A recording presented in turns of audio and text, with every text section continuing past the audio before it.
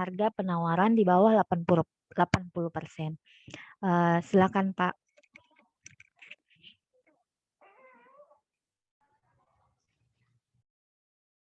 Ya, terima kasih Aziza.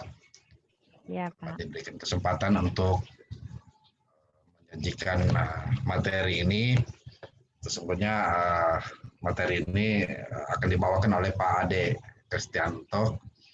Namun karena lagi-lagi ada mungkin ya tahun anggaran baru ini, sehingga beliau lagi pada malam ini pas tadi habis setelah maghrib saya dapat konfirmasi beliau tidak sempat bergabung bersama kita. Namun beliau menyampaikan materi kepada saya, sehingga materi yang saya sampaikan saat ini, saya bagi saat ini, berdiskusi saat ini adalah materi dari Pak Ade, tanpa mengurangi isi dari maksud materi ini.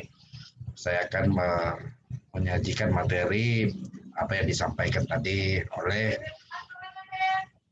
moderator.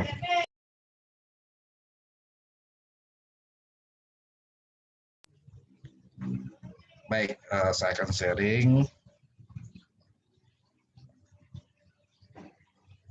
Kelihatan ya?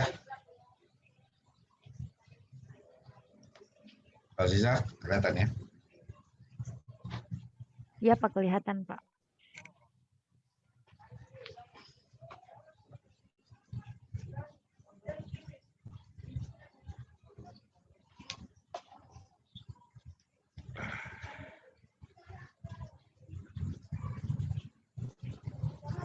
Baik, materi malam ini adalah simulasi. Jadi semacam simulasi yang ingin saya sampaikan, ingin berbagi. Saya berkeyakinan juga teman-teman di Runsum ini sebagian besar dari Pokja pemilihan, sebagian juga dari PPK dan inspektor dan lain-lainnya.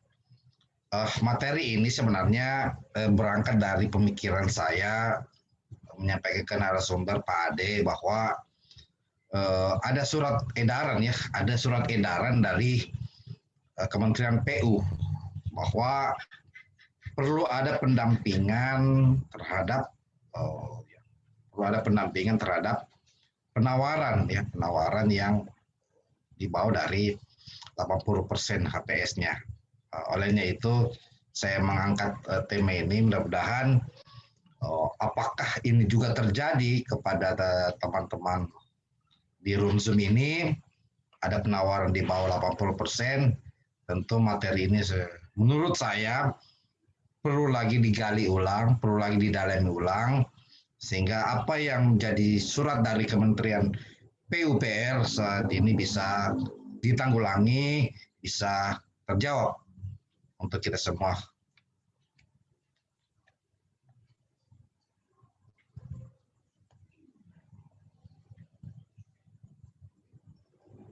Jadi ada tiga garis besar yang kita bahas. Jadi saya akan berbagi template ya, template juga baik dalam bentuk Word, Microsoft Word maupun Excel simulasinya.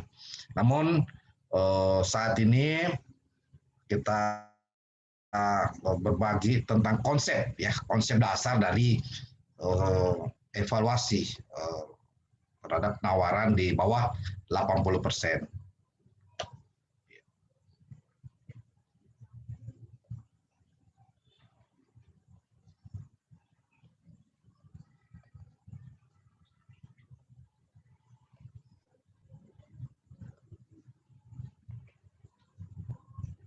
Ya, dari pengertian ini konsep sebenarnya ada pertanyaan-pertanyaan yang mendasar sebenarnya. Mengapa sih HPS terlalu tinggi dan penawaran peserta terlalu rendah? Yang selanjutnya adalah bagaimana sih Pokja menggugurkan penawaran, lakukan klarifikasi kepada peserta atau juga pembuktian kepada pemasok. Jadi inilah yang menjadi dasar mengapa kita menyajikan evaluasi kewajaran harga. Evaluasi kewajaran harga dilakukan apabila harga penawaran penyedia lebih rendah dari 80% HPS yang sudah ditetapkan oleh PPK, yang sudah disampaikan dalam dokumen pemilihan, dalam pengumuman dokumen pemilihan Pokja, itulah yang menjadi bahan evaluasi. Karena ada yang lebih rendah, ada yang rendah dari HPS yang sudah ditetapkan oleh PPK. Selanjutnya, jadi yang ketiga adalah caranya adalah Pokja melakukan klarifikasi. Nah, bagaimana kita mengevaluasi? Setelah dievaluasi, ditemukan harga HPS, khususnya item-item. Jadi ketika dievaluasi ada item-item atau uraian pekerjaan yang di bawah 80%. Maka Pokja melakukan klarifikasi, menyampaikan kepada peserta yang menyampaikan penawaran harga untuk menyampaikan analisa harga satuan pekerjaan, AHSP, dan bukti pendukungnya. Mengapa terjadi penawaran untuk item-item pekerjaan atau uraian pekerjaan di bawah 80%.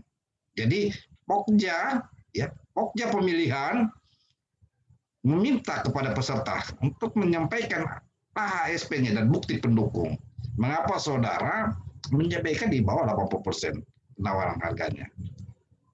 Hasilnya apa? Hasilnya dalam Perpres itu termasuk dalam Peraturan PUPR nomor 14 tahun 2018, Perpres 12 tahun 2021 yang telah diubah, telah melakukan perubahan Perpres 16 tahun 2018. Namun ketentuan terhadap evaluasi kewajaran harga bisa ditemukan sebenarnya di Peraturan LKPP nomor 9 tahun 2018 yang belum diubah sampai saat ini, dan yang masih berlaku saat ini adalah Peraturan PUPR nomor 14 tahun 2020 dan turunan termasuk lampirannya.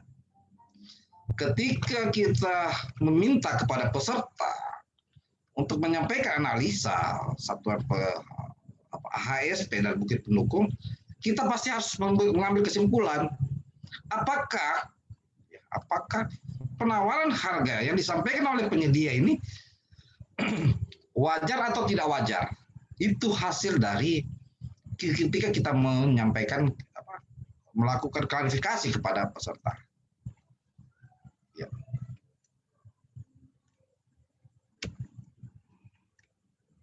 Jadi ini regulasi. Jadi klarifikasi kewajaran harga itu sebenarnya kalau yang saya sampaikan tadi Peraturan LKPP nomor 9 tahun 2018. Namun Peraturan LKPP nomor 9 tahun 2018 ini mengatur sebenarnya di luar dari jasa konstruksi. Ya, jasa konstruksi itu kita ketahui ada dua, jasa konsultan dan pekerjaan konstruksi. Jadi ini ketentuan di Peraturan LKPP nomor 9 2018 khusus di luar jasa konstruksi. Jadi bagaimana cara melakukan klarifikasi kewajaran harga? Pertama, meneliti dan menilai kewajaran harga satuan dasar. Ya, jadi meneliti dan menilai kewajaran harga satuan dasar meliputi upah, bahan dan peralatan dari harga satuan penawaran sekurang-kurangnya pada setiap mata pembayaran utama.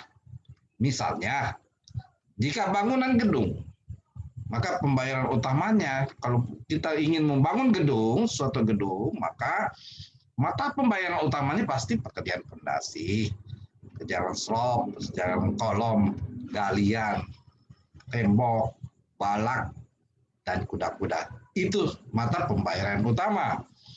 Yang selanjutnya meneliti kuantitas atau koefisien. Kuantitas dan koefisien. Ini kata kunci. Meneliti kewajaran kuantitas dan koefisien. Kuantitas berarti bicara dengan volume, koefisien ya salah satunya juga faktor pendukung jadi pembentuk kuantitas, pembentuk alat, peralatan, termasuk juga produktivitas. Jadi ini koefisien. Jadi kalau kita melihat koefisien ini ada di SNI, ada di peraturan PUPR nomor 28 tahun 2016. Jadi dari satuan upah. Jadi ada satuan upah, bahan, peralatan dalam analisa harga satuan. Jadi setiap item-item khusus pekerjaan, contoh pekerjaan pondasi. Pekerjaan pondasi tentu ada koefisiennya, koefisien upah tukang, koefisien upah mandor, koefisien upah pengawas, mandor, kepala tukang. Sama juga ada koefisien peralatan. Apakah menggunakan peralatan manual, apakah menggunakan peralatan semi mekanis, apakah menggunakan peralatan mekanis. Ada koefisien yang sudah diatur dalam SNI. Jadi kita melihat SNI yang sudah ditetapkan tentu dalam menyusun spesifikasi oleh PPK tentunya perlu atau merujuk pada koefisien yang sudah ditetapkan dalam SNI atau peraturan perundang-undangan. Selanjutnya hasil penelitian butir 1 dan butir 2 digunakan untuk menghitung harga satuan yang dinilai wajar tanpa memperhitungkan keuntungan yang ditawarkan. Jadi kita menghitung harga satuan wajar. Apakah wajar sebenarnya koefisien yang ditampilkan terdiri dari upah, bahan, peralatan yang disampaikan oleh penyedia. Jadi tanpa memperhitungkan keuntungan. Jadi harga satuan yang dinilai wajar digunakan untuk menghitung harga penawaran yang dinilai wajar dan dapat dipertanggungjawabkan. Jadi ketika kita melakukan klarifikasi, dapatkah dia menunjukkan bukti, umpamanya upah. Apakah upah itu melebihi dari ketentuan di atas, bukan terlalu di bawah dari upah minimum provinsi. Bahan juga, apakah terlalu di bawah? Itu yang jadi dasar kita termasuk peralatan. Itu yang jadi dasar kita untuk mengklarifikasi kewajaran harga yang ditawarkan oleh penyedia.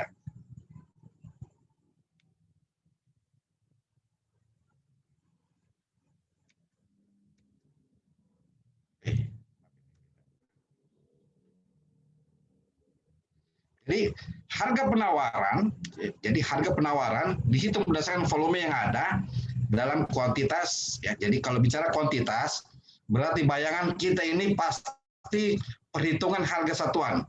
Ya, ketika kita bicara kuantitas ini, berarti perhitungan kita adalah harga satuan, pembayaran harga satuan, perhitungan harga satuan. Nah, kalau keluaran berarti dia lensem. Jadi perhitungan lensem berarti berbasis keluaran dan harga.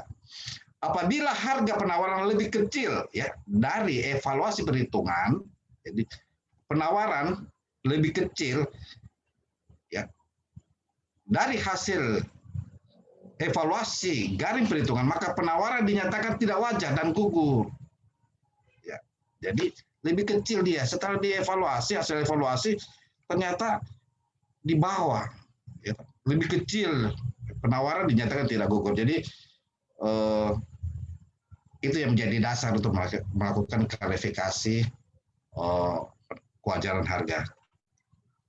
Bagaimana di peraturan PPR ya? Di peraturan PPR nomor 14 tahun 2000, salah ya, bukan 2021, 2020. Bagaimana peraturan PPR?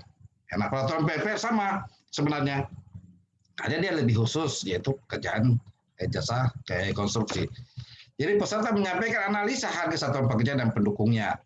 Rincian analisa harga satuan pekerjaan dan bukti pendukung hanya untuk digunakan melakukan evaluasi kewajaran harga dan tidak digunakan sebagai dasar pengukuran pembayaran. Jadi rincian AHSP dan bukti pendukungnya untuk evaluasi, bukan untuk dasar pengukuran pembayaran. Jadi ketika kita bicara AHSP, Bayangan kita pasti klarifikasi dan kewajaran harga, bukan dasar untuk melakukan pembayaran. Nah, HASP adalah dasar pembentuk gitu, dasar pembentuk keluaran dan harga atau kuantitas dan harga yang mengikat dalam kontrak. Selanjutnya, Pokja melakukan klarifikasi terhadap analisa harga satuan pekerjaan dan bukti pendukung yang disampaikan oleh peserta dengan meneliti, meneliti dan menilai kewajaran kuantitas koefisien harga satuan dasar meliputi harga upah. Jadi ketika meneliti, menilai kewajaran kuantitas dan koefisien harga satuan dasar, maka bayangan kita memastikan bahwa yang diteliti itu kewajarannya adalah upah, bahan, peralatan dari satuan penawaran sekurang-kurangnya setiap mata anggaran utama, pembayaran utama.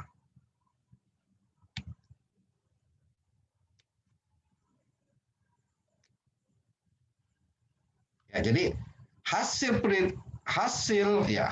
penelitian digunakan untuk menghitung kewajaran harga tanpa memperhitungkan keuntungan yang ditawarkan. Sama yang disebutkan tadi di peraturan LKPP nomor 9 tahun 2018. Jadi harga dalam analisa satuan dan bukti harga satuan dasar yang dinilai wajar dan dapat dipertanggungjawabkan digunakan untuk menghitung total harga satuan penawaran. Apa maksudnya ini?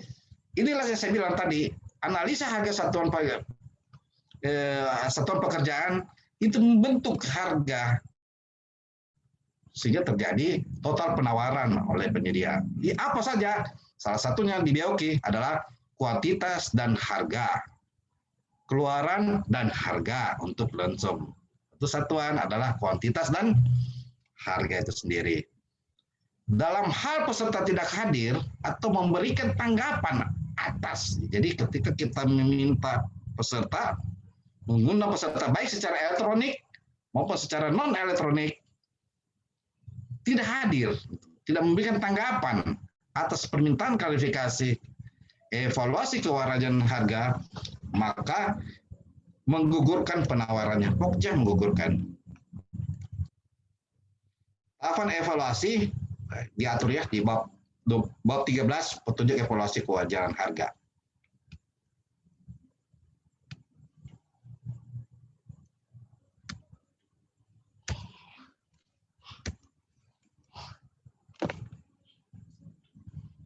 Ya, setelah kita lakukan klarifikasi Pokja, apabila peserta yang ditunjuk pemenang bersedia, bersedia menaikkan sebagai pemenang harus bersedia untuk menaikkan jaminan pelaksanaan menjadi 5% dari total HPS.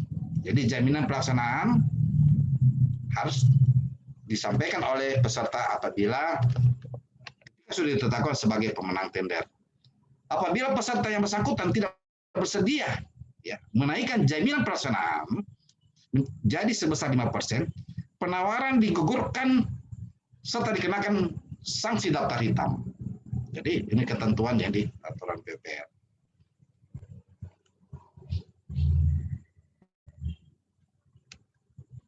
Nah, ini kita lihat ini contoh ya tata cara klarifikasi kewajaran harga. Pokja meminta kepada peserta untuk menyampaikan analisa.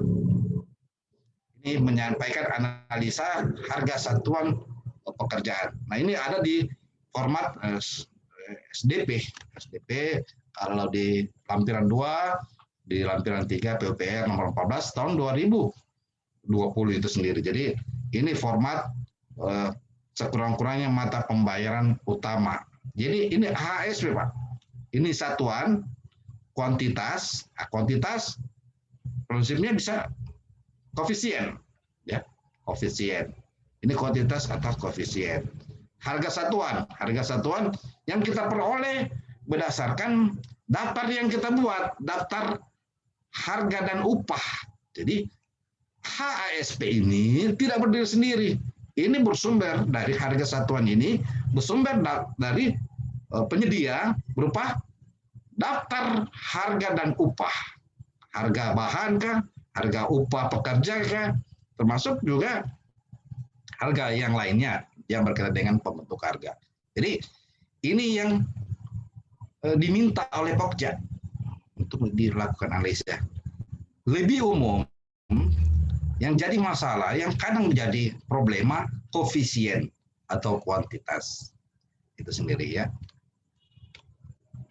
Nanti kita diskusi tentang koefisien.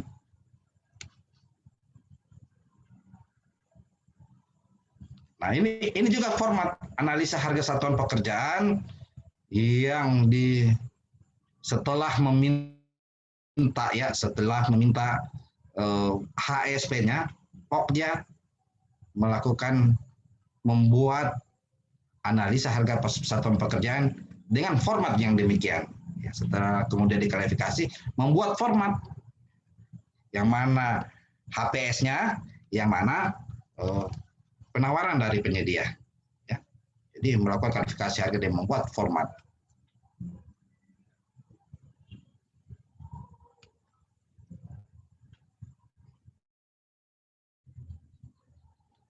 Jadi peserta itu diminta menjelaskan sebenarnya.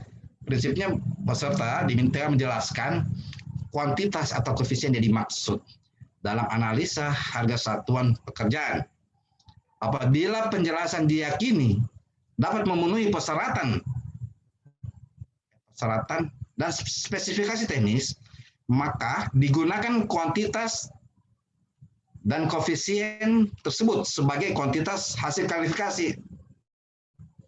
Kita yakin, Pokja yakin, apa yang disampaikan dari AHSP, dari penyedia yang melakukan penawaran harga, maka itulah yang jadi dasar.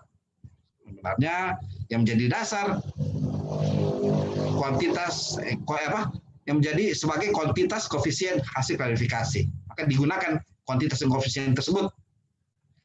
Jika tidak diyakini, nah, jadi ini pendekatannya keyakinan ya. Jika tidak diyakini,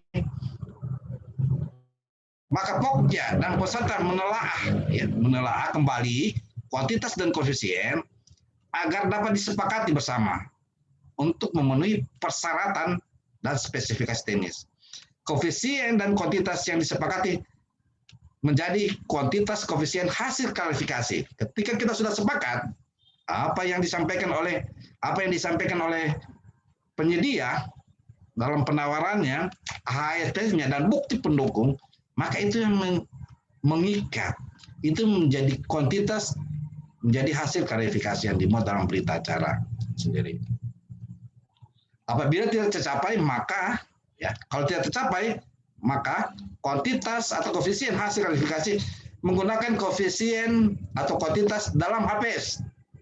Ya, maksudnya dalam HPS yang sudah ditetapkan memang oleh PPK, yang sudah dimuat dalam dokumen pemilihan.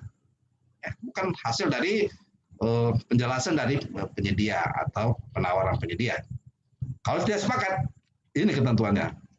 Jadi memang kesepakatan itu harus dibangun berdasarkan bukti yang harus disajikan oleh penyedia. Oke.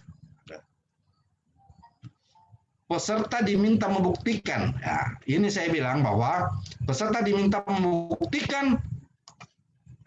Peserta diminta membuktikan harga satuan dasar upah. Harga satuan dasar upah. Berapa upah tukang, berapa upah mandor, berapa upah pekerja. Ini harus dibuktikan harga satuannya. Tetapi Pokja juga, termasuk PPK, saat menyusun harga, tentu sudah punya dasar. Umpamanya upah. Upah untuk tukang di suatu daerah sudah ada standarnya. Sudah ada praktek bisnis, sudah ada jadi standar ataupun jadi dasar yang dipakai oleh penyedia lainnya. Ada dasarnya. Biasanya ada di UMK ya, upah minimum provinsi. Ada di daftar harga dan upah pemerintah daerah. Ini kita yang jadi dasar sebenarnya PPK termasuk Pokja harus punya basis data sebelum melakukan klarifikasi kewajaran harga gitu. dia punya juga dokumen yang mendukung, sehingga ketika di dokumen tersebut yang kita minta kepada penyedia ASP dan bukti pendukungnya, kita bandingkan. Peserta diminta membuktikan alat yang ditawarkan dan melampirkan data sebagai pembuktian. Jika peserta tidak dapat membuktikan, maka harga satuan dasar hasil klarifikasi menggunakan harga satuan dasar yang ada di pasaran, yang ada di pasar. Ketika tidak, jadi ada di pasaran itu ya bisa kita cross check yang tadi. Kita harus punya basis data pasar, termasuk menggunakan harga dasar, harga satuan dasar dalam HPS. Jadi harga pasar juga bisa kita cross check ulang kalau tidak ada dalam HPS yang kita bentuk pada saat menyusun HPS, yaitu HSP sendiri gitu.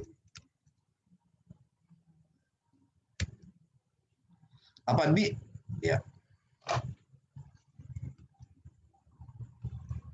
Oke. Ya, apabila terdapat perbedaan rincian uraian, ya, terdapat perbedaan rincian uraian pada analisa harga satuan pekerjaan antara penawaran dan HPS, rincian maksudnya uraian pekerjaan yang saya sebutkan tadi. Kalau pekerjaan gedung, ya pekerjaan gedung tentu ada pekerjaan uraiannya pasti galian ya, dosa dan galian, persiapan. Tapi kan dia bukan pekerjaan utama, yaitu persiapan seperti pembersihan, pembongkaran, umpamanya.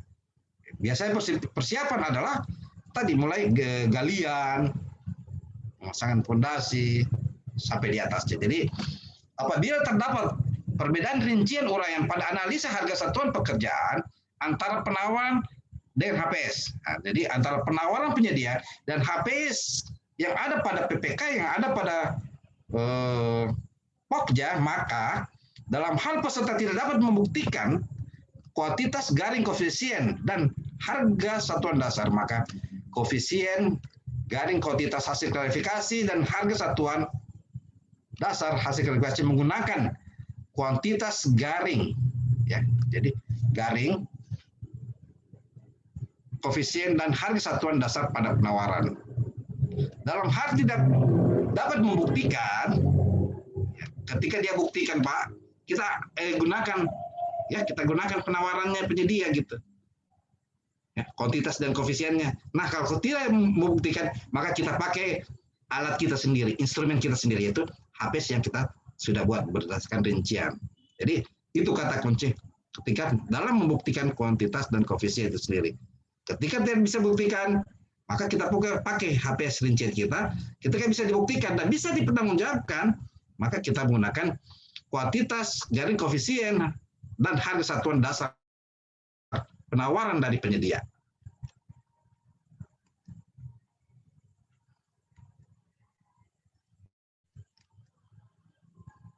Ya, dari angka tadi di atas 45 dan 6 diperoleh kuantitas koefisien, kuantitas garing koefisien hasil klarifikasi dan harga satuan dasar hasil klarifikasi.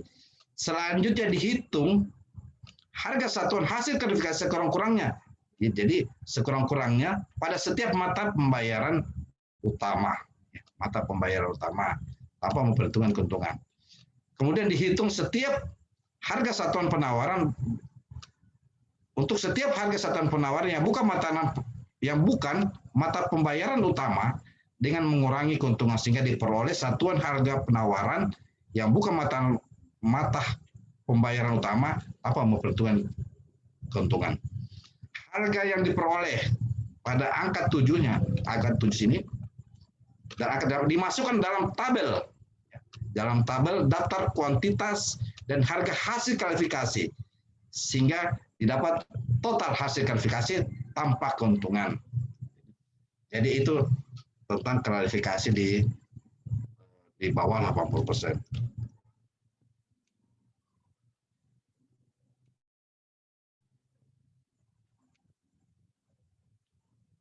Jadi total pada daftar kuantitas dan harga hasil klarifikasi dibandingkan dengan total penawaran tanpa PPN. Jadi total seperti penawarannya umpamanya 5 miliar. pada daftar kuantitas dan harga hasil klarifikasi dibandingkan dengan total penawaran, ya, total harga setelah hasil klarifikasi dibandingkan dengan total penawaran tanpa PPN. 11, jika total harga hasil klarifikasi, ya, jadi total harga hasil klarifikasi lebih kecil atau sama dinyatakan sama dengan total harga penawaran, maka harga dinyatakan wajar dan jaminan pelaksanaan dinaikkan sebesar 5%. Jika total hasil klarifikasi lebih besar, jadi hasil klarifikasi kita lebih besar dari total penawaran, maka harga dinyatakan tidak wajar dan penawaran dinyatakan gugur. Jadi dinyatakan gugur.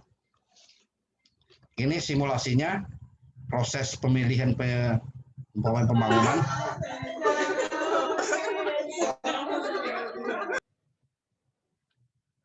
Ya, ini contoh rekapitulasi. Ini penawaran umpamanya yang disampaikan oleh penyedia.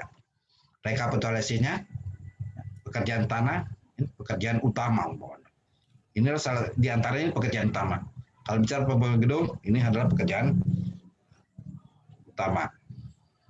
Pada proses pemilihan penyedia pembangunan gedung, dengan HPS 1.210.000.000 terdapat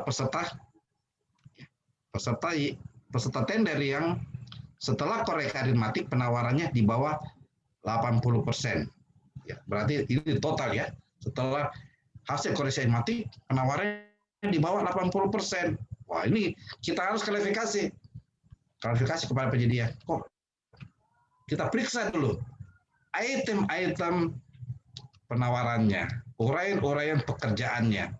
Kenapa sampai terjadi di bawah totalnya di bawah 80% sendiri.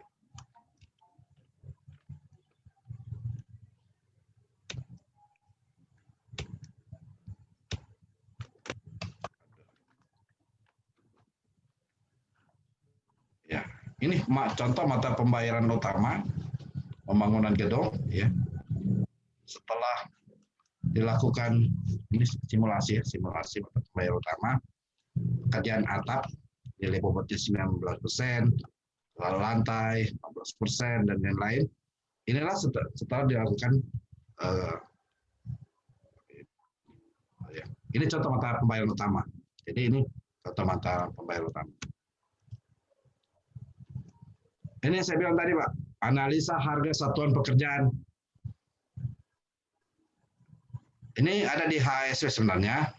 Kalau yang masih berlaku sekarang mungkin ya, sekarang Peraturan PPR 28 tahun 2016. Ini koefisien. Ini tetap akan menjadi analisa kita. Kenapa? Jangan sampai koefisiennya yang sudah ada dalam peraturan tersebut tidak sesuai. Ya, dia mungkin lebih koefisiennya. Tentu kita lakukan klarifikasi kenapa saudara bisa menyampaikan umpamanya koefisien untuk pekerja 0,2, ternyata yang ditawarkan oleh penyedia 0,3, 0,5. Ini kita lakukan klarifikasi. Kenapa? Apa dasar-dasar saudara penyedia menyampaikan penawaran tersebut? Selanjutnya, ini tenaga ya. Ini bahan. Jadi ini bahan juga, umpamanya genteng metal, koefisiennya 1.600 sekian-sekian. Harga satuannya. Jadi harga satuan ini juga tetap kita harus nilai. Apakah memang harga satuan Apakah memang harga satuan untuk satu buah ini genteng metal ini 49.000. Paku biasa umpamanya 30.500. Tapi ketika dia penawarannya di bawah 80% totalnya, maka kita harus klarifikasi AHSP-nya. Kita masa minta bukti pendukung. Ya, kita minta bukti pendukung kenapa sampai 30.000. Apakah ada stoknya di rumah? Apakah ada sisa pekerjaan di bulan lalu, 2 bulan lalu, dan lain-lain. Jadi ini kita minta klarifikasi. Jadi klarifikasi harga satuan pekerjaan. Jadi tenaga tadi ini HPS-nya, HPS dan koefisien ini hasil klarifikasi. Jadi koefisien dibuktikan dengan bukti, ya dengan bukti kerja umpamanya, dengan bukti kerja. Yang selanjutnya bahan dengan bukti pendukung seperti list, nota, kwitansi dan lain-lain. Kenapa? Atau dia peroleh di internet atau di toko bangunan bahwa ternyata dia dapat harga genting 35.000 umpamanya satu buah. Jadi ini harus ada bukti pendukungnya. Ya, klarifikasi satuan pekerjaan sama tentang tenaga. Ya, kalau koefisiennya 0,1, HPS-nya harga. Apakah pekerja di suatu wilayah tersebut dia punya upah 101, 200.000 atau berapa. Jadi ini kita harus minta kepada penyedia. Apa dasarnya kok dia sampaikan 101? Kok berbeda sebenarnya dari HPS yang ditetapkan, sehingga penawarannya ya terjadi di bawah 80%.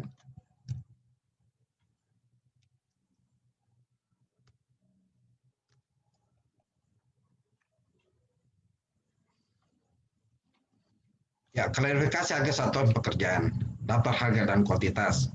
Misalnya pekerjaan pasangan ya, jadi pekerjaan pasangan penutup atap genteng metal. Analisanya, perkiraan kuantitas, volume, penawarannya, ya, jadi penawarannya. Setelah diklarifikasi, penawaran diklarifikasi dan hasil klarifikasi. Inilah sebenarnya hasil klarifikasi yang mengikat. Kalau dia bisa buktikan, inilah yang jadi dasar sebenarnya bagi pekerja untuk membuat berita acara hasil klarifikasi. Jadi inilah yang jadi dasar ya, hasil klarifikasi. Ketika dia bisa buktikan, kalau dia tidak bisa buktikan dengan data yang dapat dipertanggungjawabkan untuk pekerjaan pasangan ya, pekerjaan pemasangan penutup atap.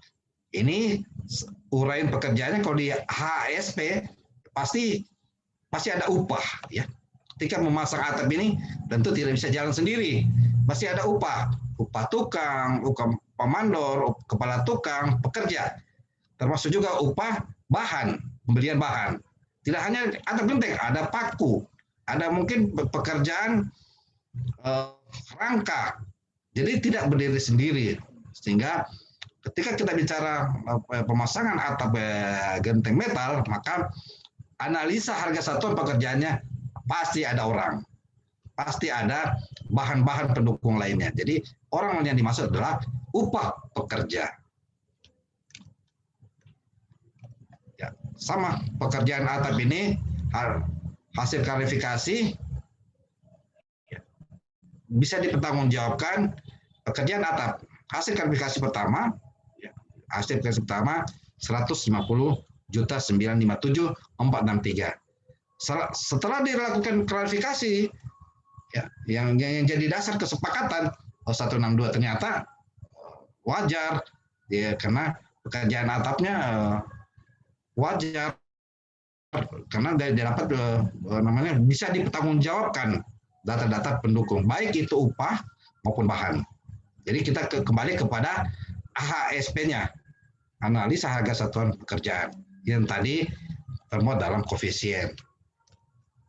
Terima kasih. Demikian ini materi yang saya sajikan. Mari kita membangun diskusi, dialog dengan ucapan billahi taufiq wal hidayah. Assalamualaikum warahmatullahi wabarakatuh.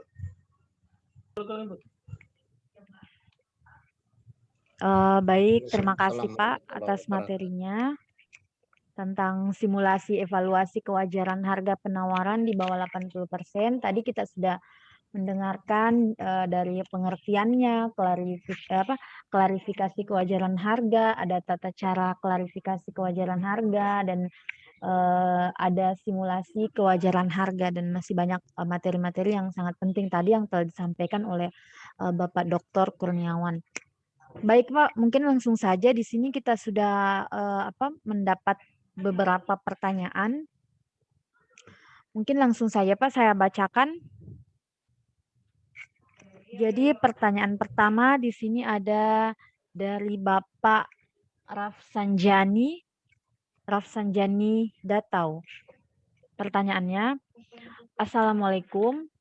Pertama, apakah untuk jasa konsultan penawaran di bawah 80% dilakukan evaluasi kewajaran harga?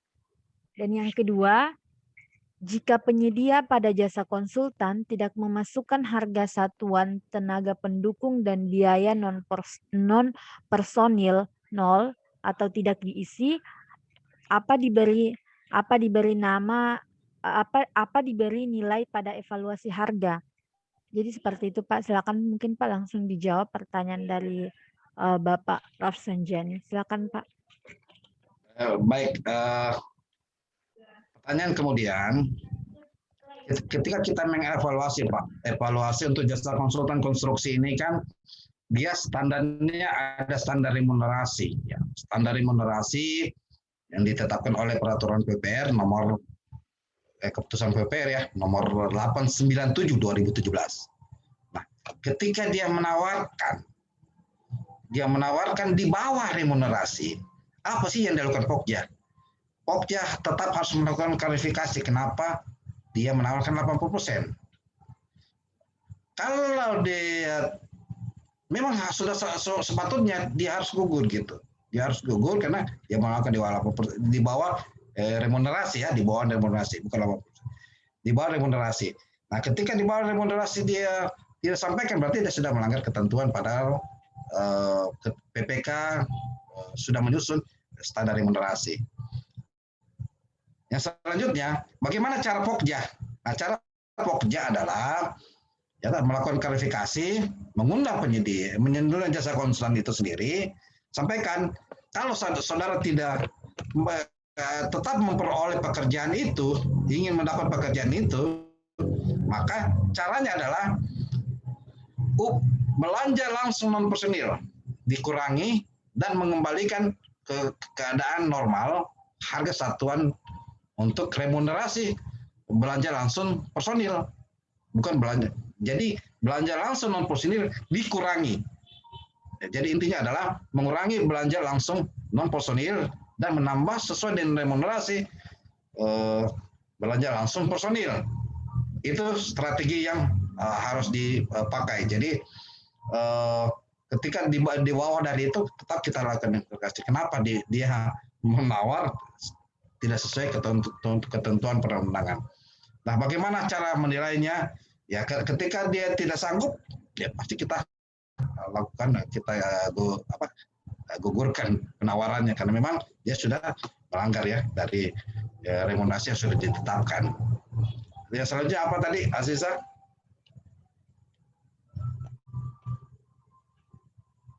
Nah, pertanyaannya sambung terpanjang tadi pertanyaannya. Jadi pertanyaan selanjutnya yang kedua, kan tadi ada 2 pertanyaan Pak. Jadi yang kedua, jika penyedia pada jasa konsultan tidak memasukkan harga satuan tenaga pendukung dan biaya non personil nol atau tidak diisi, apa diberi nilai pada evaluasi harga? Seperti itu. Ya tentu tidak diberi nilai. Ketika kita melakukan evaluasi, ya ketika kita melakukan evaluasi tanpa disampaikan itu tetap kita tidak beri nilai. Yang pasti adalah ketika penyampaian penawaran oleh penyedia, yang paling utama adalah penawaran belanja langsung personil. Dia tidak boleh melanggar di bawah dari remunerasi yang sudah ditetapkan oleh keputusan PPR. Nah, kalau diberi 0 tetap berikan 0 evaluasinya. Karena dalam penawaran konsultan konstruksi, jasa konstruksi, itu ada persentasenya 60 untuk untuk belanja langsung personil dan 40 untuk belanja langsung non personil. Jadi tetap diberi nol, tidak masalah. Kalau tidak diisi untuk khusus untuk belanja langsung non personil, ya. Yang paling pasti adalah belanja langsung personil itu sendiri. Tenaga ahli harus sesuai dengan ketentuan ya PPR 3897 tahun 2017 sendiri. Ini menurut saya. Oke, baik Pak. Bagus raise hand ya kalau ada raise hand. Iya Pak. Di sini juga ada pertanyaan. Di sini lebih tepatnya meminta pendapat atau masukan Bapak dari Bapak Doni Oktarizon. Langsung saja mungkin Pak saya bacakan. Mohon masukan atau pendapatnya Pak. Dalam suatu tender konstruksi, calon penyedia menawar di bawah 80%. Oleh sebab itu, Pokja melakukan evaluasi dan klarifikasi kewajaran harga. Setelah diklarifikasi oleh Pokja terhadap analisa harga satuan calon penyedia dengan dibandingkan harsat dari HPS, Pokja memutuskan bahwa harga tersebut wajar. Kemudian dilakukan audit dari APIP terhadap proses pengadaan tender yang berjalan calon penyedia tersebut tidak wajar. Sehingga Pokja pun tidak jadi menetapkan pemenang. Pokja telah menempuh koordinasi dengan LKPP dan Kemenpu PR, namun jawaban normatif sehingga telah terjadi 5 kali perubahan waktu penetapan pemenang sampai saat ini, yang intinya Pokja tidak berani menetapkan pemenang tender. Jadi itu Pak. Oh, baik. Pertanyaan kemudian, mengapa sih APIP masuk gitu di persoalan tender sini gitu? Apakah sudah pada saat masa sangka itu ada atau pengaduan? Nah, tentu kalau APIP masuk berarti dia masuk di pengaduan ya. Jadi kewajaran harga itu sendiri yang tadi saya sampaikan. Sepanjang bisa dibuktikan oleh Pokja, dibuktikan oleh penyedia, berarti diterima ya. Kalau tidak diterima, berarti mengacu pada HPS.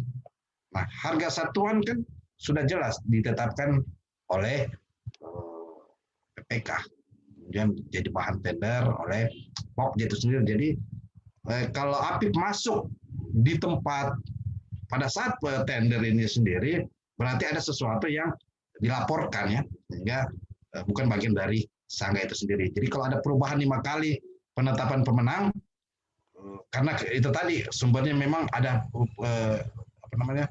surat Menteri PUPR ya, bahwa harus didampingi di bawah 80%. Kita lihat dulu AHSP-nya apakah sudah mengacu di SN-nya atau di peraturan PUPR yang berkaitan. Yang kedua terhadap volumenya itu tetap dinilai apakah harga yang ditawarkan itu ya, tadi tidak wajar atau wajar. Itu harus proses klarifikasi.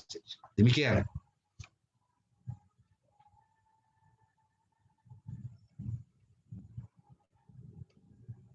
Oke, baik Pak. Selanjutnya masih ada pertanyaan lagi Pak dari Bapak Yayat Yusuf. Pertanyaannya begini. Assalamualaikum, kalau untuk praktek tes kewajaran harga untuk tender pengadaan barang kira-kira bagaimana Pak? Jadi itu Pak yang dia tanyakan.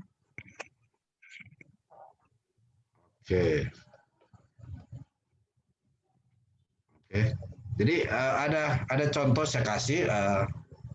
Ini lampirannya koreksi aritmatik, hasil terkoreksi.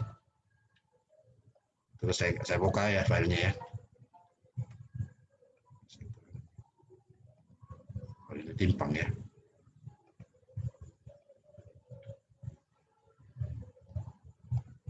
Tunggu, saya buka satuan.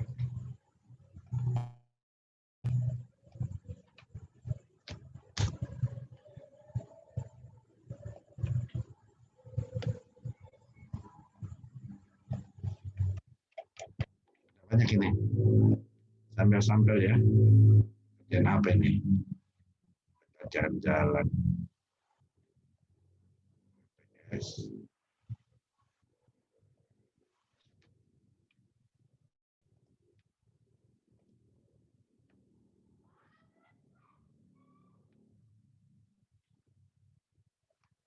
Kelihatan oleh. Iya Pak, kelihatan Pak. Ini cuma kecil. Iya Pak, lumayan kecil ini tampilannya. Bisa di zoom mungkin Pak. Kecil.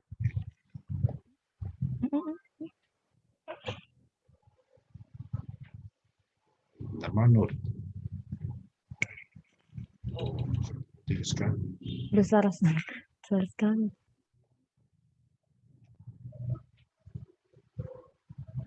Dulu. Assalamualaikum. Apa yang mamanya Mi?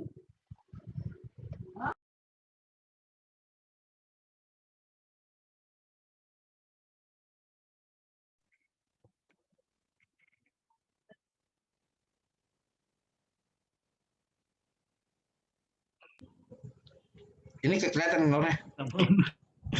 Iya Pak, sudah kelihatan Pak.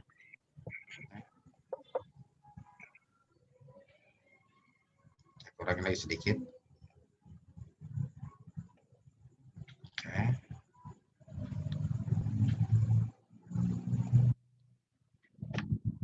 Ya. Jadi umpamanya ini belanja modal pengadaan jalan ya. Jalan nilainya 2 miliar sekian-sekian. Ada pembayarannya, jenis pekerjaannya galian untuk selokan drainase dan saluran ya. Ini contoh satuan pembayarannya meter kubik, volumenya berdasarkan rekap kewajaran harga. Jadi ada rekapnya. Ini salah.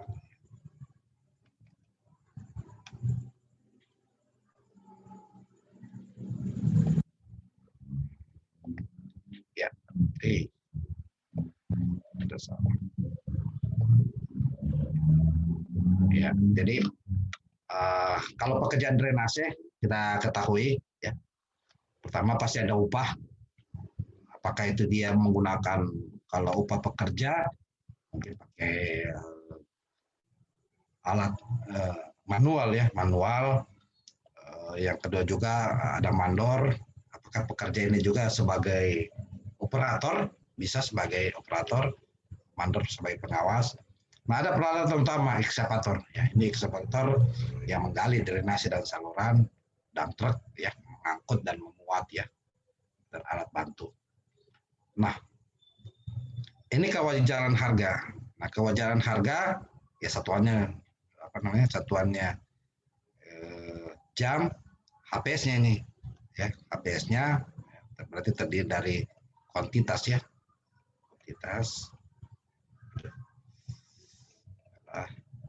kuantitas, koefisiennya, karena harganya ya, ada penawaran yang kita tetapkan.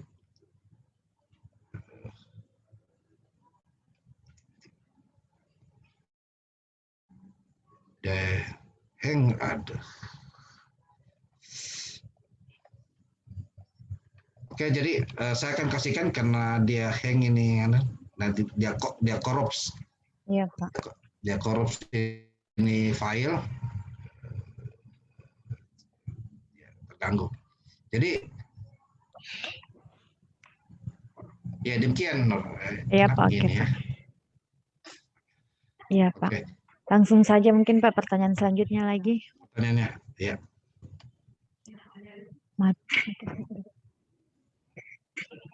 Jadi ini ada pertanyaan dari Bapak Nurus Subhan. mata pekerjaan utama diambil dari rekap pekerjaan atau rincian pekerjaan. Jadi pertanyaannya hanya seperti itu, Pak. Mata pekerjaan utama diambil dari rekap pekerjaan atau rincian pekerjaan. Apa sih mata pekerjaan utama? Satu kunci pertama, biayanya jauh lebih besar dari pekerjaan lain. Yang kedua, pekerjaan utama adalah pekerjaan yang paling mendukung, yang paling dibutuhkan, yang paling besar nilainya, yang paling menyita bisa apa namanya lebih besar biayanya. Jadi pekerjaan utama itu adalah pekerjaan yang mendukung, pekerjaan yang prioritas, pekerjaan yang menyita yang besar biayanya dari pekerjaan lainnya. Nah, dari mana kita ambil? Apakah rekap atau analisa? Ya, sebelum sampai direkap kan harus lewat analisa. Analisa satuan pekerjaan. Sebelum masuk analisa, pasti ada daftar upah dan harga atau harga dan upah. Nah, jadi kita pasti lihat dulu di analisa harga satuan pekerjaannya per item pekerjaan. Pokoknya pekerjaan fondasi, ya, pekerjaan fondasi itu ada analisanya. Fondasi dengan kolom, mana lebih besar kolom dari fondasi? Ya tentu besar fondasi, kalau fondasinya besar. Kalau volume kubikasinya besar. Kalau kolomnya dia pakai umpamanya besi 10 atau besi 8, jauh lebih besar fondasi ya. Dalam praktek perhitungan jauh lebih besar dari fondasi. Itu pertama. Jadi kita lihat dari itu. Nah kalau untuk lebih mudahnya ya kita lihat di rekapnya lah. Jadi tadi semua rekapitulasi perhitungan konstruksi HPS pasti dari analisa harga satuan pekerjaan. Tapi untuk mau lebih mudahnya kita lihat di rekapitulasi penawaran penyedia. Demikian. Baik, Pak. Jadi di sini ada Bapak Bambang yang sepertinya tadi sudah ini raise hand. Untuk Bapak Bambang, silakan Pak untuk mengajukan pertanyaannya langsung kepada Pak Dr. Kurniawan. Ya, terima kasih. Kedengaran? Iya Pak, kedengaran. Oh iya. Ya, terima kasih yang terhormat Pak Kurniawan sebagai materi, Mbak Jija, moderator. Jadi gini Mbak dan Bapak pemateri, yang pertama saya ingin tanyakan, bisa nggak kita lakukan tindakan preventif? Artinya kita mau masang persyaratan kalau ini penyedia nggak boleh nawar di bawah 80% gitu di dalam KK maupun spesifikasi gitu. Jadi kita sudah melakukan tindakan preventif duluan supaya nggak ada penyedia yang nawar di bawah 80% nih ceritanya. Kan tadi kita bisa lihat total HPS-nya berapa gitu, total pagunya berapa gitu. Jadi dari total itu penyedia bisa memperkirakan, oh kita nggak boleh nawar dari sekian gitu, misalnya dari 1,2 atau misalnya berapa itu ya bisa dihitung 80%-nya dari penyedia itu sudah bisa memperkirakan gitu kalau kita nawar berapa gitu. Nah, jadi seperti itu. Terus yang kedua itu bisa nggak kita ngasih BOQ itu tidak hanya sampai pada RAB-nya atau apa, bisa juga sampai pada analisa yaitu yang menunjukkan bahwa ada koefisien gitu. Nah di sini kan penyedia tinggal masang harga gitu, harga barang gitu loh. Jadi jadi pokoknya tidak perlu repot-repot untuk menilai bahwa koefisiennya ini benar apa enggak gitu. Nah, jadi seperti itu gitu. Karena mungkin saya juga tidak banyak terlibat dalam sistemnya, tapi kalau setahu saya di sistem itu kayaknya nggak menyediakan ruang untuk kita masang BOQ gitu. Jadi seperti itu. Jadi kalau kita misalnya masang BOQ volume dan volume apa dan apa gitu, terus kita bisa sampai pasang sampai pada koefisiennya gitu. Jadi penyedia itu tinggal harga harga satuan, misalnya pekerjanya berapa gitu, harga satuan per hari gitu. Jadi seperti itu. Jadi udah dikali sekalian gitu. Jadi Pokja nggak perlu repot-repot klarifikasi pada koefisien gitu. Jadi seperti itu. Kemudian yang saya mau tanyakan juga yang ketiga nih, balik lagi yang tadi bahwa apakah kita melakukan klarifikasi ini, kita lihat dari total dulu, total HPS-nya dulu, dan total penawarannya dulu. Kalau di bawah 80% baru kita klarifikasi. Tapi kalau tidak di bawah 80%, apakah dilanjutkan dengan koreksi aritmatik, misalnya ada beberapa item pekerjaan yang memang misalnya pekerjaan utamanya atau bobot yang paling tingginya itu di bawah 80%. Nah, itu baru kita klarifikasi salah satu item pekerjaan. Nah, mungkin itu jadi pertanyaan kami gitu. Ya, terima kasih Mbak Moderator, dan terima kasih Pak pemateri, ya Pak Kurniawan. Itu dulu pertanyaan kami. Terima kasih. Wassalamualaikum warahmatullahi wabarakatuh. Waalaikumsalam warahmatullahi wabarakatuh. Baik Pak, mungkin bisa langsung dijawab dari 3 pertanyaan tadi dari Bapak Bambang. Silakan Pak Dokter. Baik, Pak Bambang, pertanyaan, bisa tidak kita larang penyedia gitu untuk jangan menawar di bawah 80%. Pertamanya, kemudian kan peraturan PUPR dengan Perlem tadi sudah memberikan sarana kepada Pokja untuk melakukan klarifikasi. Jadi sudah ada instrumen untuk Pokja melakukan klarifikasi kewajaran harga atas penawaran di bawah 80%. Kalau sebagai penambahan persyaratan sebagai langkah preventif bahwa akan merepotkan, pertanyaan kemudian gini, dalam beberapa praktek evaluasi, evaluasi kewajaran harga, penyedia dapat membuktikan sebenarnya harga yang ditawarkan kenapa sampai di bawah 80%. Contoh yang paling dekat ya, ada khususnya semen. Betul harga semen di pasaran atau di grosir atau di toko, khususnya di toko ya, toko-toko kelontong, toko-toko biasa kayak ruko dan lain-lain, 70.000 per sak untuk 50 kg. Tapi ketika dia beli di agen atau distributor, pasti harganya lebih turun. Itu pertama.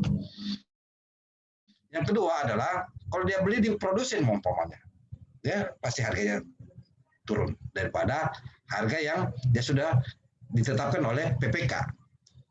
Yang selanjutnya adalah untuk semen. Kalau dia DO, dia beli memang ya, nota sisa kapan saja ambil, di DO di tahun lalu, bisa gitu dilakukan. Dia diambil tahun depan atau berapa bulan kemudian. Jadi memang harga yang disampaikan oleh penyedia juga tetap harus dibuktikan kewajarannya, bisa dipertanggungjawabkan. Satu. Yang kedua tentang upah. Upah umpamanya upah pekerja, mandor, tukang, kepala tukang. Bagaimana kalau dia karyawan tetap? Beda cara perhitungannya, Pak. Karyawan tetap dengan upah harian, umpamanya berdasarkan UMP. Umpamanya UMP dengan UMP yang ya tidak terikat sebenarnya UMP ya, UMP karena harus terikat sebagai karyawan. Bagaimana dengan alat? Kalau tadi galian alat eksah, kalau sewa ya lebih mahal. Memang kalau milik sendiri, ya itu harus tetap diklarifikasi. Jadi memang tidak bisa kita tetapkan karena apa yang ditetapkan PPK termasuk yang ditawarkan oleh Pokja menjadi dasar bahwa itu penawaran penyedia tidak wajar.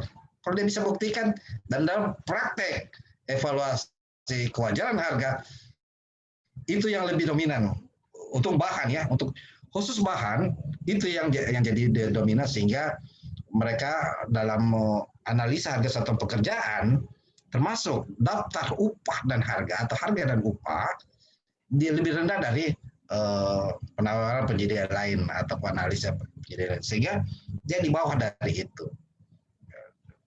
Jadi memang yang kedua juga ya kita lihat tentu kuantitas ya atau volume yang jadi dasar penawaran tersebut. Yang pasti ketika kita bicara harga, kita tidak bisa batasi di bawah 80%, boleh di bawah 80%. Asal dia bisa bertanggungjawabkan, dia menaikkan jaminan pelaksanaan. Ya, jaminan pelaksanaan berarti dia sanggup. Biasa kalau dia meminta lagi umpamanya ya, dalam praktek ini kadang ketika sudah 80% di perjalanan ya dia minta kenaikan harga. Ya, kenaikan harga. Jadi memang itu praktek. Tapi kan ada jaminan pelaksanaan 5% dari HTS. Jadi itu. Selanjutnya pertanyaan kedua, boleh tidak dalam sistem memang tidak ada rincian ya sampai analisa. Ya sudah begitu memang sistem, memang instrumen kita menghendaki kita klarifikasi, karena klarifikasi secara detail. Memang belum ada sistem yang merinci. Saya belum pernah lihat ada sistem yang merinci sampai dalam bentuk analisanya, koefisien tersebut. Yang selanjutnya pertanyaan yang ketiga apa ya?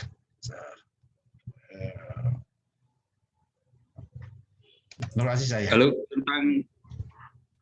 tentang Pak, penilaian kewajarannya itu apakah dari totalnya dulu atau bisa juga kalau misalnya totalnya dihitung di atas 80 lah atau masih wajar gitu. Baru kita lihat tidak wajaran ya, secara detail gitu. Apakah urutannya seperti itu Pak gitu. Jadi maksudnya itu. Ya, baik. Kalau kan tentu kita lihat dulu totalnya, Pak. Totalnya. Jadi kita bisa tebak rinciannya kalau kita tidak bisa lihat total. Umpamanya kalau di BOQ kan tadi direkapitulasi, umpamanya kalau dia di atas sama atau di atas 80% kan tidak perlu lagi setelah koreksi aritmatika. Tapi kalau sudah turun di bawah itu, pasti kita harus lihat rincian. Jadi kita harus lihat rincian, kita harus lihat analisanya, termasuk juga daftar harga dan upah. Demikian Pak. Berarti kalau secara total Pak, ini saya klarifikasi lagi, berarti secara total dia sudah wajar. Berarti kita tidak perlu masuk ke rinciannya untuk melihat ketidakwajaran gitu Pak. Jadi kalau kita bicara evaluasi lagi, tentu kita tidak bisa berhenti kalau totalnya sudah kalau totalnya sudah 80% atau lebih dari 80%, pasti kita lihat di bawah 80%, pasti kita lihat dulu rinciannya, pekerjaan langsung, bukti-buktinya. Dan kalau di atas 80%, untuk apa lagi?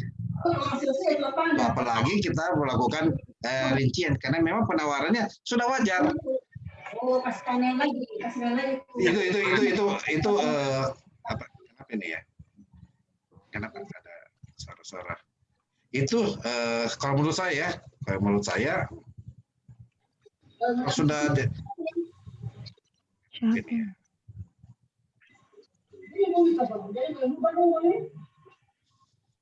Ayat ini. Sudah Pak.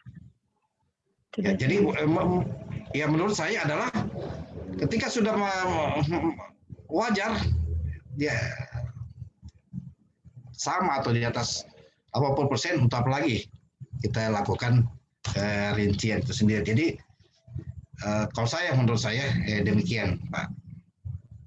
Mungkin yang lain gitu.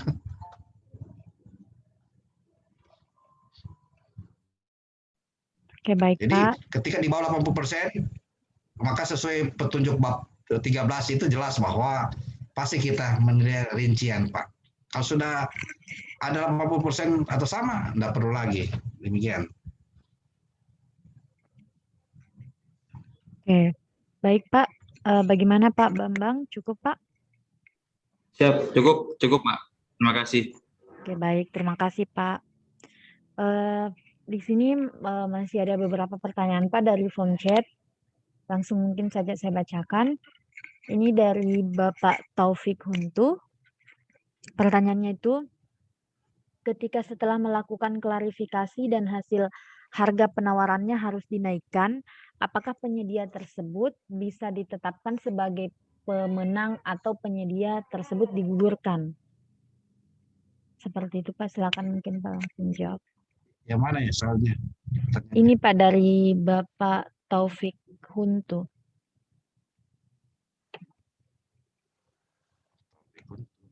Ketika setelah melakukan klarifikasi dan hasilnya harga penawarannya harus dinaikkan, apakah penyedia tersebut bisa ditetapkan sebagai pemenang atau penyedia tersebut digugurkan?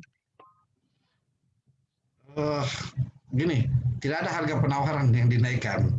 Yang ada harga penawaran yang disampaikan oleh penyedia itu dapat dipertanggungjawabkan, itulah yang jadi dasar sebenarnya yang mengikat sebagai dalam bentuk berita acara bahwa penawaran tersebut wajar. Jadi harga penawaran tidak bisa dinaikkan, Pak. Jadi dia kategori wajar atau tidak wajar gitu. Demikian.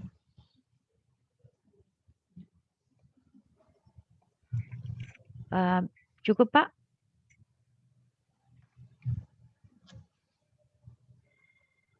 Oke, Pak. Langsung saja.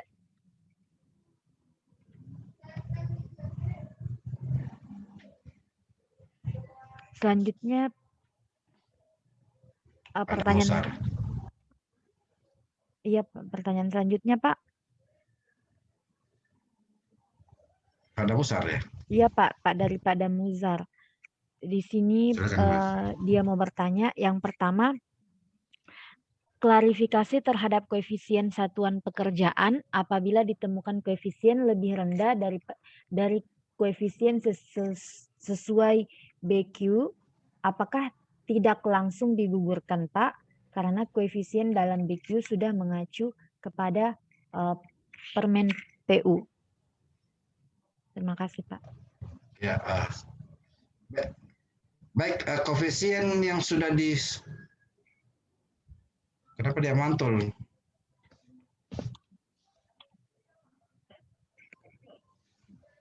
Mantul, Nur, mantul.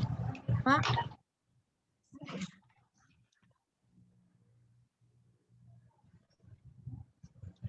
Nur? Ya, Pak.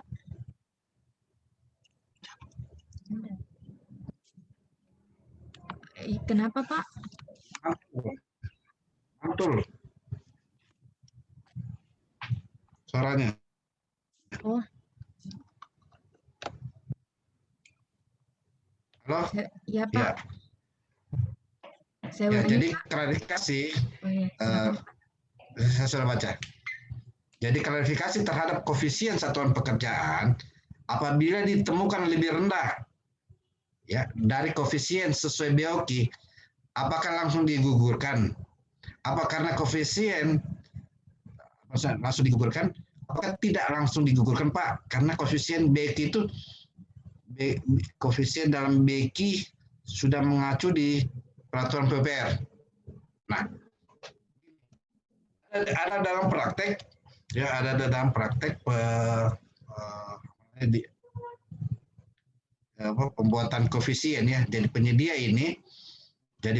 ini menyampaikan penawaran tidak sesuai dengan koefisien yang sudah diatur di peraturan PU gitu. Apa langsung digugurkan atau tidak? Tetap kita klarifikasi koefisiennya. Nah, koefisien tersebut kita harus klarifikasi kalau tidak bisa dipertanggungjawabkan, tidak sesuai dengan SEI, ya tetap kita gugurkan. Nah, itu. Jadi ada peraturan yang bisa dipertanggungjawabkan seperti yang sudah kita tetapkan BOQ itu. Dalam BOQ itu, Pak, koefisien itu tentang apa? Itu spesifikasi teknis sebenarnya, bukan terhadap perhitungan kita terhadap analisa penawaran itu spesifikasi kerja umpamanya dump truck ataupun EXA ada koefisien perhitungannya. Itu spesifikasi produktivitas dump truck terhadap spesifikasi teknis. Jadi wajib digugurkan. Kalau menurut saya wajib digugurkan karena tidak sesuai dengan DQ yang sudah di Permen PUPR yang tersebut umpamanya 2016. Kenapa? Begitu Permen PU sudah menghitung bahwa pekerjaan umpamanya ekskavator untuk galian untuk 1 meter persegi menghasilkan berapa kubik, tapi dalam BOQ dia ditawarkan di bawah dari itu, berarti dia sudah melanggar PU terhadap spesifikasi teknis produktivitas peralatan itu sendiri. Itu menurut saya Pak Damusar. Mungkin ada yang tanggapan terhadap koefisien ini, karena itu yang saya pahami terhadap spesifikasi teknis. Karena koefisien itu pasti tentang spesifikasi teknis, tentang produktivitas, umpamanya alat berat, umpamanya ya, peralatan mekanis, semi mekanis. Demikian. Oke, baik Pak, terima kasih Pak. Jadi begitu Pak jawaban untuk Pak Damusar. Selanjutnya, pertanyaan dari Pak Damusar ada 2 ternyata Pak. Sulis dulu. Oh, ini Ibu Sulis. Untuk Ibu, pertanyaan dari Ibu Sulis, biaya SMK 3 untuk konsultan perencana pengawas konstruksi apa saja, Pak? Nah, Iya. biaya SMK 3 ini kan kalau bicara konsultan dia tenaga ahli gitu. Dia tenaga ahli di bidang keselamatan kerja konstruksi. Nah, pengawas juga dia ada tenaga ahlinya untuk pengawas tenaga ahli keselamatan kerja konstruksi. Jadi untuk menilai sebenarnya untuk menilai pelaksanaan konstruksi kan tentu ada tenaga ahlinya juga. Apakah dia sudah menerapkan standar SMK 3. Jadi biaya SMK 3 ya untuk tenaga ahli atau biaya yang sebagai tenaga ahli belanja langsung personil. Jadi ketika kita bicara konsultan, apalagi tenaga ahli madya, ahli muda, ahli utama, berarti ketentuannya dia belanja langsung personil. Kalau di konsultan perencana itu perancangan. Sedangkan konsultan pengawas dia termasuk juga belanja langsung personil, tenaga ahli gitu. Jadi yang mau mengawasi pekerjaan konstruksi. Demikian. Pak Sulis ya, Pak Sulis. Ya Pak, baik Pak. Selanjutnya mungkin masih dilanjutkan dari pertanyaan Pak Damusar. Pertanyaan keduanya itu, untuk harga upah biasanya seluruh kontraktor menawar di bawah harga standar daerah setempat. Bagaimana melakukan klarifikasi untuk kewajaran harga upah? Ya, pertama ketika kita melakukan klarifikasi tentu kita meminta kepada penawar ya, kontraktor, kenapa sih harga yang saudara tawarkan umpamanya khusus upah di bawah UMK yang pertama. Padahal saya menyusun sesuai UMK. Nah, yang selanjutnya, kalau kontraktor ya, jadi begini strategi. Kalau kontraktor di bawah upah, padahal kita menyusun berdasarkan standar UMK atau UMP, maka langkah yang harus dilakukan adalah klarifikasi kepada kontraktornya, kenapa saudara bisa upah pekerja, tukang dan lain-lain itu lebih rendah dari yang sudah ditetapkan dalam HPS. Kalau dia bisa jelaskan bahwa pekerja saya Pak mau dengan harga demikian ya silakan. Berarti tetap dianggap tidak gugur gitu. Jadi kalau akan tetapi ya kalau kita tidak sepakat maka kita gunakan HPS. Nah, pertanyaan kemudian Pak Damusar, ketika kita tukang kayu, tukang batu, pekerja dan lain-lain, kan kita tidak bisa mengontrol lagi berapa akan dibayar dari upah tersebut itu dalam pekerjaan dan dalam perjalanan pekerjaan. Jadi prinsipnya kalau Pak Damusar tidak sepakat dengan kontraktor, pakailah HPS yang ada sama Pak Damusar sendiri sebagai rujukan bahwa ini harus upah yang dibayar, karena kemudian kan kita tidak pernah tahu apakah dia bayar sesuai kontraknya, umpamanya per hari ya, per hari atau per meter persegi dibayar, kita tidak tahu. Yang penting pekerjaan itu sesuai dengan volume waktu dan mutunya itu. Demikian, Pak. Oke, baik Pak, terima kasih. Selanjutnya pertanyaan dari Ibu Nurjana. Mohon masukan, dalam pekerjaan drainase, apakah diperlukan biaya SMK 3? Silakan Pak. Ya baik Ibu, biaya SMK 3 ini kan biaya dalam rangka itu tadi melakukan mitigasi risiko atau mengidentifikasi risiko keselamatan kerja konstruksi. Ya kita dalam RKK dan SMK 3 kan bisa dimasukkan sebagai biaya. Contoh pekerjaan drainase umpamanya. Betul, pekerjaan drainase ya, kalau pekerjaan drainase kedalamannya 2 meter ya atau 1,5 tidak masalah. Ya, tapi kalau kedalaman drainasenya atau lebih tinggi umpamanya, itu yang pertama. Yang kedua juga kan ada risiko sebenarnya dalam pekerjaan drainase. Ya, seperti dia menggali secara manual ya, peralatan manual. Tentu ada risiko luka, ada risiko juga terhadap benda lainnya. Jadi tetap masukkan sebagai biaya. Nah, tentu biaya SMK 3 tidak sebesar ya, seperti pekerjaan utama, seperti mata pembayaran utama. Saya kira disesuaikan dengan kebutuhan. Kalau untuk pekerjaan drainase dengan SMK 3 ini paling yang dibutuhkan topi, kaos tangan, termasuk juga sepatu, tidak terlalu berlebihan seperti pakai peralatan alat pelindung diri, alat pelindung kerja itu. Jadi masukkan saja, tidak ada masalah. Ya. Oke, baik Pak, terima kasih Pak. Selanjutnya pertanyaan dari Bapak Ferry Pabura.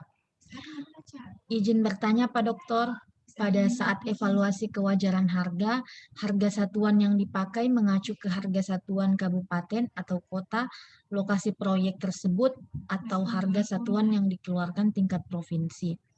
Bagaimana dengan koefisiennya Pak? Wajibkah koefisien dari Kementerian PU untuk perkonstruksi? Baik,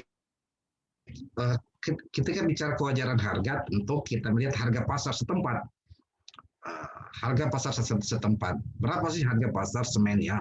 Semen. Tapi tentu PPK juga ya, hati-hati menyusun harga ya, harga. Karena kenapa? Jangan sampai mengambil harga distributor atau agen. Harga toko. Kalau dia pakai harga distributor dan agen jauh lebih murah. Nah, bagaimana penawaran nantinya ya itu sendiri. Jadi itu. Jadi PPK harus hati-hati menyusun harga satuan ya, bahan dan upah. Kalau saya sarankan memang berdasarkan harga setempat, Pak. Karena kenapa harga setempat? Tentu betul jauh lebih, karena makin jauh ya, umpamanya di Papua sana atau di daerah terpencil memang makin jauh tempat lokasinya mungkin makin mahal. Tapi biaya pengantarannya juga tidak sebesar dari biaya pengirimannya, tidak sebesar dengan biaya bahannya atau barang tersebut. Jadi saya kalau saya pribadi biasanya menyusun HPS atau menyampaikan kepada teman-teman menyusun HPS harga setempat, tapi dengan harga toko ya. Tapi kalau untuk volume besar, untuk pekerjaan gedung atau pekerjaan jalan jembatan dengan volume besar dan anggaran besar, ya saya sarankan juga menggunakan harga toko ya, harga agen, harga distributor. Tidak pakai harga toko, karena harga toko dengan agen, distributor masih beda. Apalagi kalau memberi volume yang besar. Yang selanjutnya, bagaimana dengan koefisien? Wajibkah? Wajib, Pak. Karena koefisien itu tadi upah orang, dan peralatan. Dia spesifikasi, Pak. Dia koefisien ini tergolong spesifikasi teknis tentang kinerja. Spesifikasi kinerja, karena dia menghitung kinerja berapa berapa kubik doser untuk atau eksa untuk menggali dalam luasan 1x1 meter persegi. Jadi wajib karena dia bagian dari, menurut saya, spesifikasi teknis kinerja. Spesifikasi kan ada banyak waktu, kinerja, ada merek, ada komposisi, jadi gitu. Jadi saya pribadi harus wajib. Nah, kalau tidak ada dalam koefisien Kementerian PUPR itu bisa kita bentuk koefisien perhitungan sendiri. Ya, demikian itu. Oke, baik, Pak. Selanjutnya pertanyaan dari Bapak Hidayat.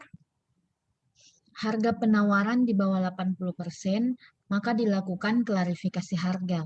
Setelah dilakukan klarifikasi koefisien penawaran penyedia berbeda dengan koefisien yang telah ditetapkan. Bagaimana tindakan Pokja?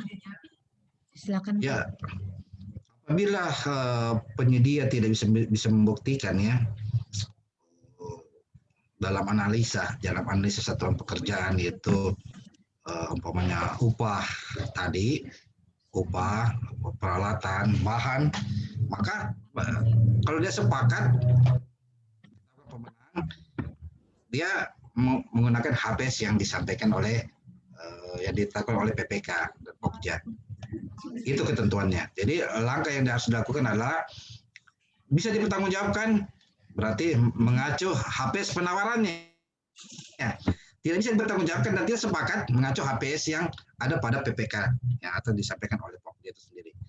Ya, demikian. Tapi dengan jaminan ya, ada jaminan pelaksanaan 5% dari HPS. Baik, Pak, terima kasih.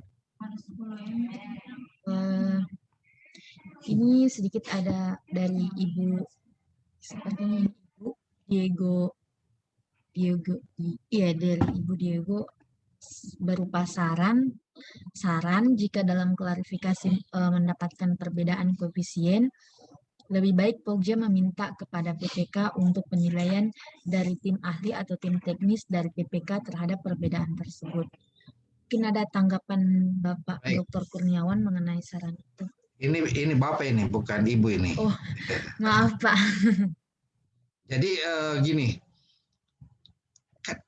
justru dari awal saya sampaikan bahwa tim ahli atau tim teknis itu kan bisa dari dari PPK.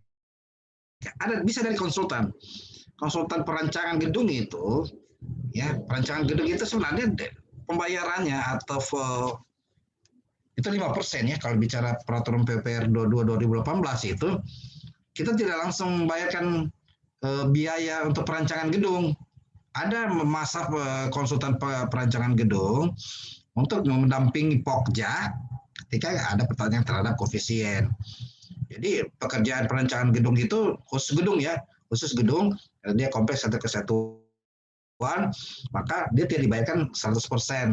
Dia ada pendampingan terhadap Pokja pada saat tender. Yang kedua juga yang 15% ada pengawasan berkala.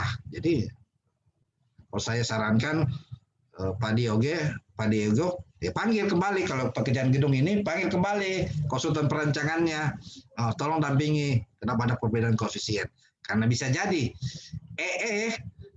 engineer estimate yang dibuat oleh konsultan perancangan itu cuma dipindahkan saja oleh PPK, jadi OE gitu, HPS. Jadi saya lihat bertanggung jawab juga kalau